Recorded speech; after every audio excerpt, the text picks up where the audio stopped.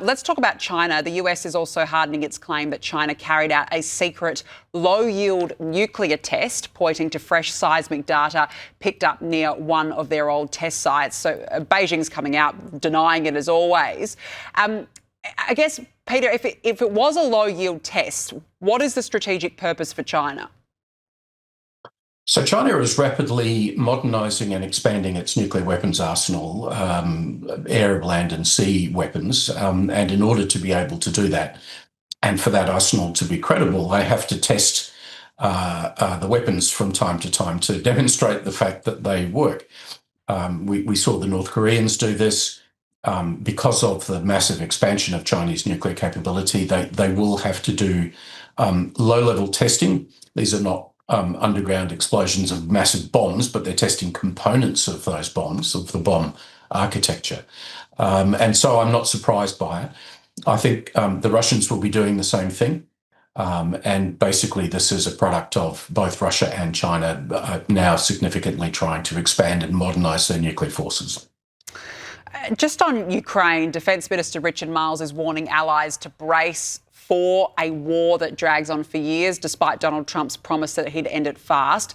And he's signalling Australia and Europe need to stop the ad hoc approach and make support more regular and predictable.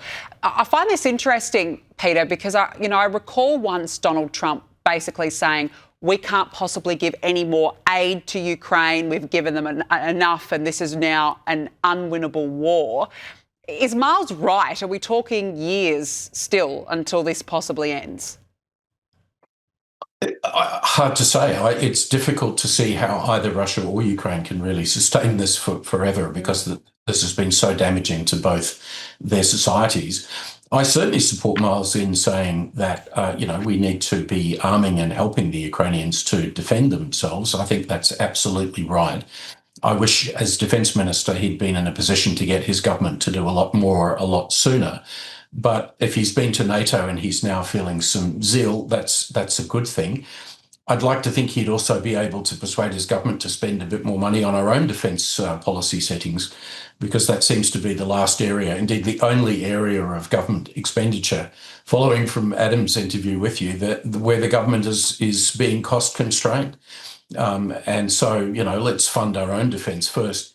But by all means, let's support the Ukrainians. I think that's important for Europe, and therefore really important for the security of democracies all around the world. Wouldn't it be good if we were looking after our own backyard for once? Peter Jennings, nice to see you. Thanks very much for your time this evening.